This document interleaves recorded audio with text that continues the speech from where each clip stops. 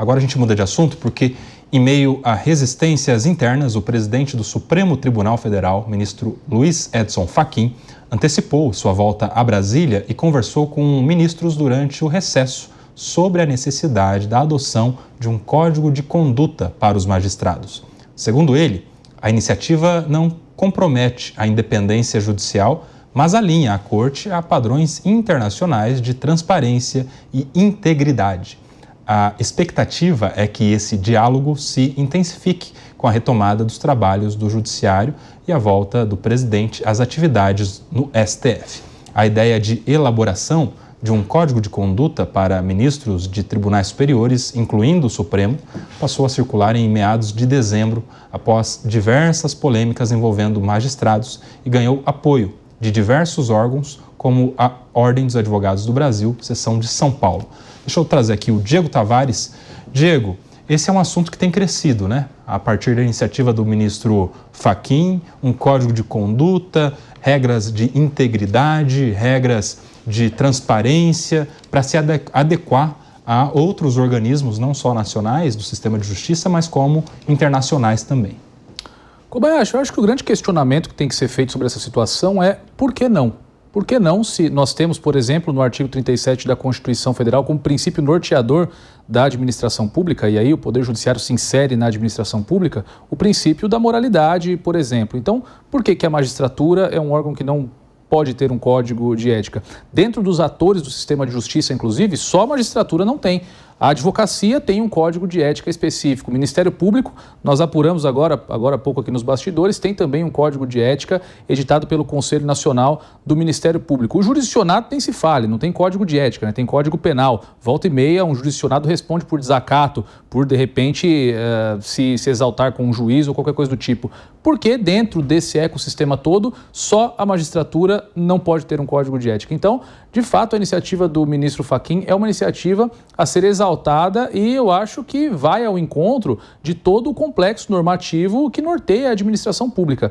Então, qualquer tipo de resistência a respeito da edição dessa normativa tem que ser encarada com algumas restrições e nós precisamos identificar o porquê dessas resistências. Porque, ao meu ver, e acredito que se questionada a população responderia da mesma forma, não tem porquê magistrados não submeterem a um código de ética para que nós tenhamos uma prestação jurisdicional mais moralizada, cada vez mais ética, cada vez mais transparente, cada vez mais proba. E assim, a sensação de justiça, falávamos há pouco sobre sensação de injustiça, a sensação de justiça pode ser maior. E isso pode, inclusive, ajudar o Brasil a combater um problema que é endêmico aqui também, que é a questão da insegurança jurídica. Certamente, magistrados atuarão de forma muito mais consciente, de forma muito mais respeitosa, caso tenham um código de ética a ser observado, principalmente se esse código de ética, de fato, for a lei que aqui no Brasil se diz a lei que pega, né? A lei que pega, que de fato seja implementada e tenha eficácia no plano concreto, no plano dos fatos.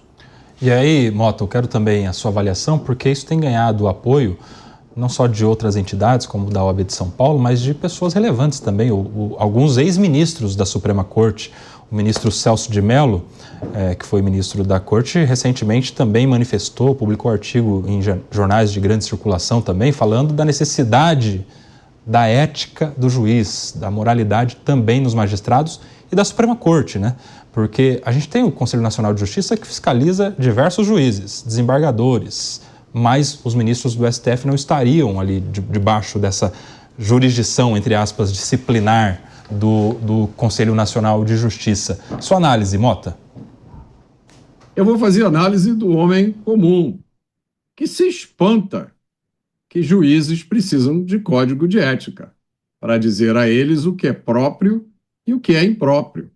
Eu concordo com esse espanto. Os juízes já têm um código de ética. Ele se chama lei. Entre essas leis está uma conhecida como LOMAN, Lei Orgânica da Magistratura Nacional.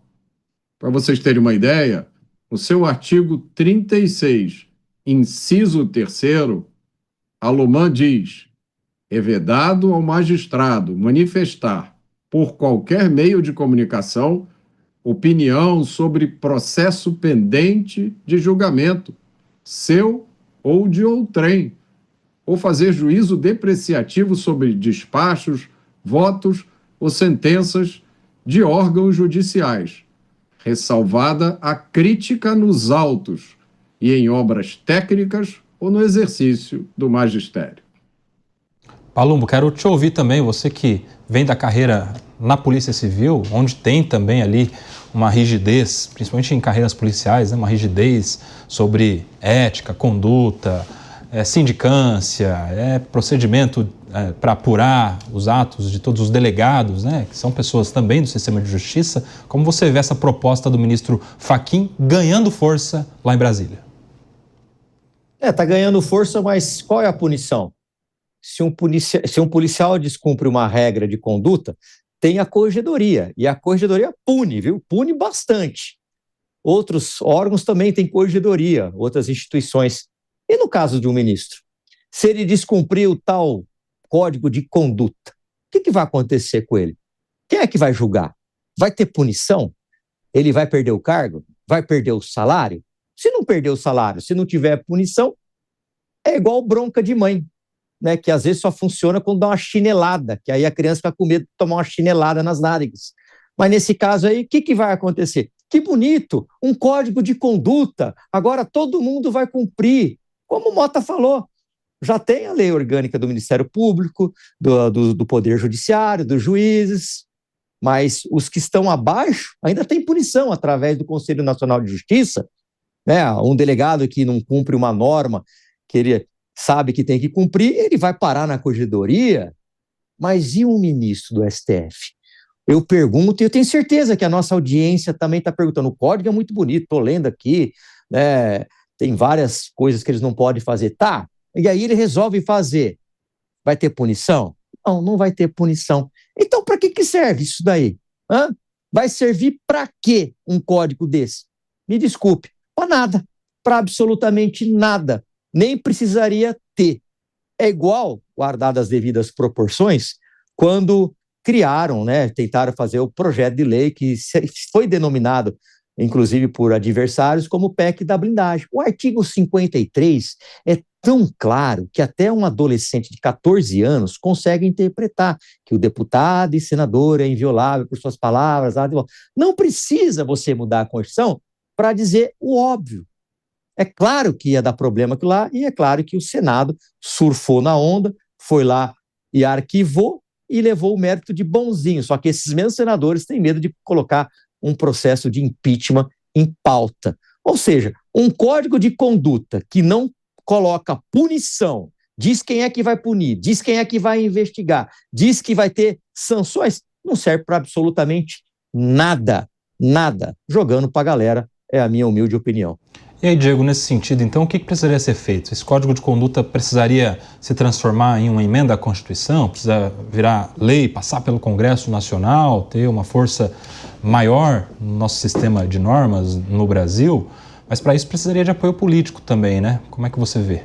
Kobayashi, não necessariamente que esse código de conduta se tornasse uma emenda à Constituição, mas que, aliado a esse código de conduta, outros projetos, outras iniciativas que já se encontram em grande parte também em trâmite no Congresso Nacional fossem, de fato, debatidas e enfrentadas, como, por exemplo, a proposta para alteração no critério de escolha dos ministros da Suprema Corte, a fixação de mandatos para os ministros da Suprema Corte. Eu acho que eles têm mais temor da possibilidade, e é natural que qualquer pessoa que ocupe um cargo provisório teriam muito mais temor com suas ações se soubessem que teriam que voltar após um período ao mercado privado ou a outro cargo público que seja, do que propriamente um código de ética. Certamente, diminuindo a influência política na questão da escolha, nós teremos quadros com um preparo muito maior do que os ministros que nós temos hoje compondo a Suprema Corte, com todo respeito aqui, guardadas as devidas proporções, ao currículo destes ministros. Mas o fato é que uma iniciativa só não resolve nenhum problema do Brasil. Os problemas brasileiros, em sua maioria, são estruturais, e as distorções que nós acompanhamos no judiciário seguem essa mesma lógica. Então não é uma medida que vai ser uma panaceia que resolve todos os problemas. Nós precisamos aí de um esforço coletivo e um esforço multifacetado. Como eu disse, Essas outras pautas, a escolha, o método de escolha e também a fixação de mandatos, certamente são debates que, se enfrentados, ajudariam a que nós tivéssemos uma situação que esse Código de Conduta da magistratura pretende resolver. 18 horas e 29 minutos, aquele rápido intervalo para você que está na nossa rede de rádios. Por aqui, seguimos. Mota, você já citou aí um dos artigos da LOMAN, Lei Orgânica da Magistratura, que fala a respeito da necessidade do juiz se abster, se afastar das entrevistas, das manifestações públicas sobre casos pendentes de julgamento, né? Mas algumas outras ideias vão surgindo aí em relação a esse código de conduta. Quais mais você acrescentaria? A questão de não advogar em casos em que parentes advogam, aliás, não julgar casos em que parentes advogam, a ideia do mandato para ministro do Supremo, fica ali um período de tempo servindo o sistema de justiça, depois abre o espaço para outro. Fala, Mota. Isso tudo é acessório, Koba. A gente fica olhando os acessórios e não vê o elefante na sala de estar. O elefante na sala de estar é uma doutrina chamada de neoconstitucionalismo, que diz o seguinte: os juízes devem ter um papel proativo na interpretação da Constituição. É função dos juízes preencher lacunas legislativas. Então, olha, não existe uma lei. Eu acho que deveria existir uma lei. Como não existe, eu vou dar uma decisão aqui que tem força de lei. Essa doutrina diz que cabe aos juízes corrigir injustiças sociais. Então, a lei determina determinada coisa, mas eu acho que, em nome da justiça social, a gente tem que esquecer o que diz a lei e dar uma outra interpretação. Então, é isso que nós estamos vendo. É o sentimento de que os juízes podem interpretar a Constituição como eles quiserem, até abandonando o texto original e seguindo as próprias convicções. Isso é um fenômeno que não é restrito ao Brasil. A gente tem que ser justo. Mas aqui talvez tenha atingido uma dimensão maior do que em qualquer outro país. Com isso, os tribunais assumem a posição de supremacia. A última palavra é sempre dos tribunais. Então, de que adianta você encurtar o mandato? Você só vai ter mais pessoas durante o mesmo período de tempo com a mesma filosofia. O que adianta você criar um código de ética, além da razão óbvia que o Palumbo disse, né? Se você tem uma lei, ou seja lá qual for a regra, que não prevê punições para quem viola, é a mesma coisa que você não ter regra nenhuma. Mas acima dessa questão, um código de ética não vai impedir as pessoas de fazer coisas que elas acham que é ético, que elas acham que é a missão delas. Então, eu acho que o caminho, e eu não sei como é que você vai chegar lá, nem quando, é rever essa ideia do neoconstitucionalismo. Resgatar a ideia da república. Na república, quem tem a última palavra? Depende. Em alguns casos, é o tribunal. Em outros casos, é o parlamento. Se o parlamento aprova uma lei que o tribunal diz que é inconstitucional, o parlamento, nas repúblicas, o parlamento pode mudar a Constituição de forma que aquela lei passe a ser constitucional. E aí a questão está decidida. Então, esse neoconstitucionalismo é que tem que ser revisto. Agora, eu não sei, Koba, como é que se faz isso, porque esse é um problema que desafia algumas das maiores mentes da humanidade nesse momento.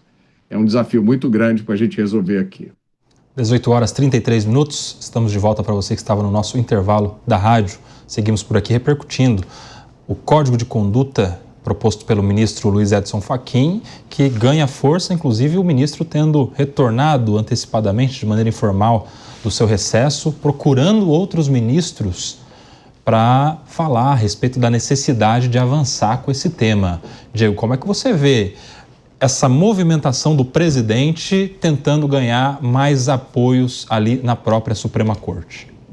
Olha, Kobayashi, eu vejo dois aspectos. O primeiro é que o presidente da Suprema Corte, geralmente ele gosta de deixar uma marca pessoal durante a sua gestão. Voltando à gestão do ministro Barroso, por exemplo, O ministro Barroso, ele cravou isso que o Mota chamou de neoconstitucionalismo, ele deixou muito claro que no entendimento dele a Suprema Corte deveria ser mais ativa em relação aos temas, deveria ser uma corte que de fato desse um entendimento que supera a simples interpretação da lei, mas que de fato preenchesse as lacunas e muitas vezes interpretasse aquilo que, segundo o entendimento do ministro, é aquilo que o texto legal não disse, muito embora isso tenha descambado muitas vezes, e nós repercutimos aqui por muitas vezes, um certo invencionismo constitucional, uma certa flexibilização demasiada do texto legal. O ministro Edson Fachin, com certeza, está mirando para o seu mandato, como grande bandeira, como grande marco de sua gestão, a implementação desse Código de Ética da Magistratura. Daí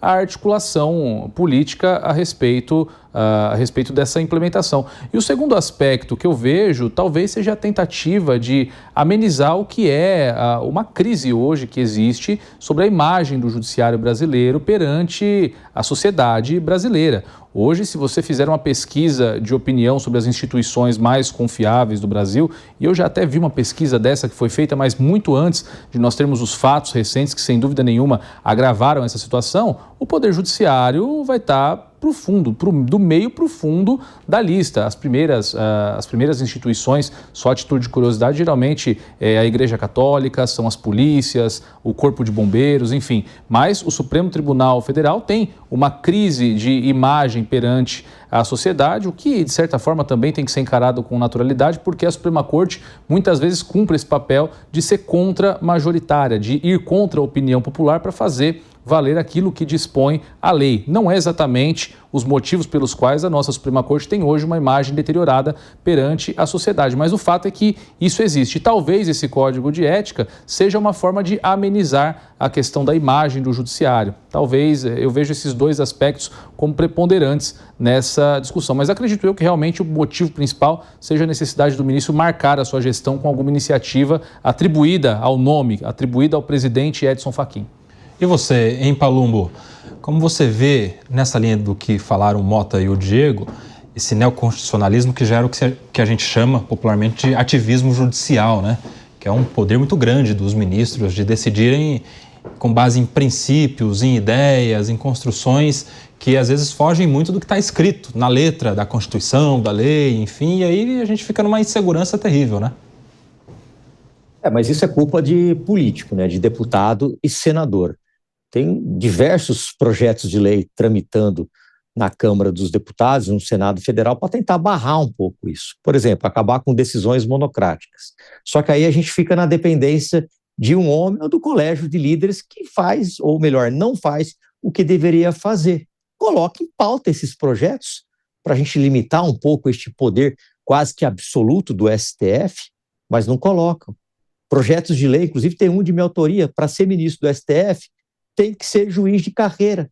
Uma vaga para o Ministério Público e uma vaga para a OAB.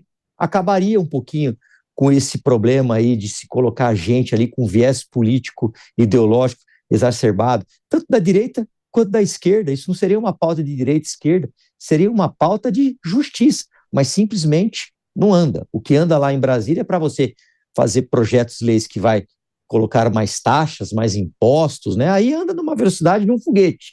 Não mudar nome de ponte, passa até em regime de urgência, aí não tem problema nenhum. Agora, esses projetos que requerem um pouco de coragem de presidentes da Câmara e do Senado, eles ficam ali parados, não anda. E todos os restantes dos deputados não apanham. Eu mesmo sou um que recebo crítica, só que a população, a imensa maioria, não entende que os deputados são reféns por causa de uma legislação aonde o presidente da Câmara, junto com meia dúzia de líderes, decide o que vai ser pautado ou não. Por mim, já seria pautado todos os projetos de lei para acabar com o benefício de preso, já de início, mas não se quer isso daí. Agora, é só a gente pensar como povão. Por que a gente para no semáforo vermelho se não tem trânsito nenhum na madrugada, mas tem uma câmera que vai te fotografar? Porque a gente tem medo da punição. Porque a gente sabe que se a gente passar, vai vir uma punição. E neste caso, não vai vir punição nenhuma. E é bem capaz de, se um dia um desses projetos que eu acabei de mencionar prosperar, vem um partido, entra na justiça, e eles falam assim, não, isso aqui é inconstitucional, isso aqui não vale. Então, a gente foi dando poder, a gente que eu diz a casa lá, o Congresso Nacional, foi dando poder, foi ficando calado, foi abaixando, e minha avó já dizia, quem muito abaixa, aparece as nádegas. E é isso que aconteceu. E agora, um código de conduta onde não tem punição, não vai adiantar é nada. Ô Mota, essa ideia do Palumbo, esse projeto dele é interessante porque se a gente pega os tribunais nos estados, ou os tribunais regionais, federais, por exemplo, a gente já tem lá funcionando como? O desembargador é quem? É aquele que é juiz de carreira e 1/5 das vagas, 20%, é da advocacia e da magistratura. Seria meio que espelhar todo o sistema de justiça no Supremo Tribunal Federal, né? Seria como já funciona na primeira, segunda instância, ser lá em cima também. Você acha que seria interessante isso? Não, Koba. Eu admiro, eu acho que a gente tem que botar a cabeça para funcionar. Eu acho que os políticos e a sociedade têm que se juntar nisso, porque esse é um assunto que interessa a todo mundo e não só aos juristas. Mas ao cidadão comum causa estranhamento tudo isso, que isso tudo seja necessário. Porque esses são cargos aos quais, de qualquer forma, só tem acesso pessoas com alguma relevância. Geralmente são pessoas com nível de informação e educação acima da média, com bastante conhecimento de política, né? Algum conhecimento de história. E a sensação que o cidadão brasileiro tem é que sempre tem uma pegadinha. Você cria um sistema cheio de regras, cheio de determinações, mas sempre tem alguma coisa que escapa. E aí, quando a gente vê, o sistema já encontrou alguma saída para se voltar contra os brasileiros. Eu acho que o que nós estamos vendo nos últimos anos no Brasil é de uma gravidade muito grande. E eu acho difícil que uma única medida vá remediar, vá consertar isso, né? Como eu disse, eu acho que esse problema vem de uma forma de pensar que, como o Palumbo disse muito bem, não é exclusiva dos juristas. Nós temos políticos no Brasil hoje que, cientes da sua irrelevância, descobriram, na busca de decisões judiciais, uma forma de ser relevante. Então, eu não tenho voto, a minha bancada é minúscula, mas eu vou lá no companheiro e ele me dá uma decisão. E aí as políticas públicas são criadas a partir de decisões judiciais. Koba, no meu entender, isso é uma afronta direta, tanto ao sistema democrático quanto ao sistema republicano. E no sistema democrático, todo o poder vem do povo, e não de meia dúzia de pessoas que não tiveram um único voto. No sistema republicano, os 3 poderes são igualmente poderosos e independentes. Você não tem um poder que toma sempre a última decisão. Então, se não há a consciência de que isso tem que mudar, a gente vai criar uma regra cheio de boa intenção, mas o problema subjacente vai continuar lá. Ô Diego, um dos pontos que chama atenção nesse movimento do ministro Fachin é de que pela primeira vez aí nos últimos anos a gente está vendo os ministros pensarem de maneira diferente no Supremo Tribunal, né? Porque se a gente pega aí nos últimos anos, parecia que era tudo uma coisa só. Todas as decisões 9-2, né? Porque a gente tinha ali cotidianamente vencidos os ministros André Mendonça e Cássio Nunes Marques, nas questões mais relevantes, pelo menos.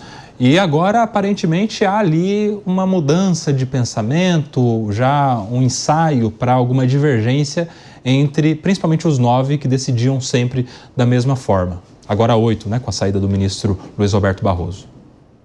Certamente, Koba, é uma coisa a ser considerada, afinal de contas, não existe vácuo de poder nessa grande estrutura chamada República. E quando há uma fratura em algum órgão institucional, em algum órgão de poder, é por essa fratura que o poder escapa e rapidamente vai para a mão de outra pessoa. Então pode ser também uma iniciativa do ministro Fachin nesse sentido, para tentar trazer de volta uma certa unidade ao Supremo Tribunal Federal. Mas eu não sei se isso de fato resolve. Pode ser que resolva um problema institucional interno, né, interna corporis do Supremo, mas não resolve de fato os problemas que nós estamos repercutindo aqui até agora. Eu acho que esse outro compêndio de iniciativas que nós estamos delineando, a questão do mandato, a questão do critério de escolha, outra questão muito relevante também é a competência do Supremo Tribunal Federal. São poucas cortes constitucionais ao redor do mundo que têm tanta competência, que têm tanta atribuição como tem a Suprema Corte brasileira. Na Europa, por exemplo, nós temos algumas Supremas Cortes que sequer julgam casos concretos, só avaliam a constitucionalidade das leis de seus países sob uma perspectiva abstrata, e aí cabe a outro órgão jurisdicional dentro do sistema a interpretação final, nos casos concretos, a instância final recursal. Então, é uma particularidade, é uma brasilidade, como dizem por aí, a questão do Supremo Tribunal Federal julgar até habeas corpus de ladrão de galinha em última análise. Então, talvez a visitação do tema da competência da Suprema Corte também abrandasse, de certa forma, esses superpoderes que a Suprema Corte brasileira acabou acumulando, muito em razão, sim, dessa cultura que o Palumbo mencionou e que o Mota também mencionou, de parlamentares que transformam a Suprema Corte na instância final do processo legislativo. Isso também é outra brasilidade. Perdi a discussão no parlamento, perdi aqui na retórica argumentativa, no debate democrático, no debate republicano, vou acionar o Supremo Tribunal Federal para fazer valer não aquela opinião que é da maioria, mas a opinião que eu tenho. Isso é cultural também em muitos partidos, principalmente alguns partidos da esquerda brasileira. Então, de fato, como eu disse, é uma situação muito complexa e que pede uma solução multifacetada. O fato é, nós temos hoje sim uma hipertrofia da Suprema Corte brasileira e nós precisamos de iniciativas que abrandem esses superpoderes do judiciário. Afinal de contas, como o Mota lembrou, nós somos uma república com tripartição de poderes e poderes que, conforme a Constituição, precisam trabalhar de forma harmônica entre si. Não dá para ter dois poderes e um poder supremo, um poder moderador, como praticamente nós estamos acompanhando no Brasil de hoje.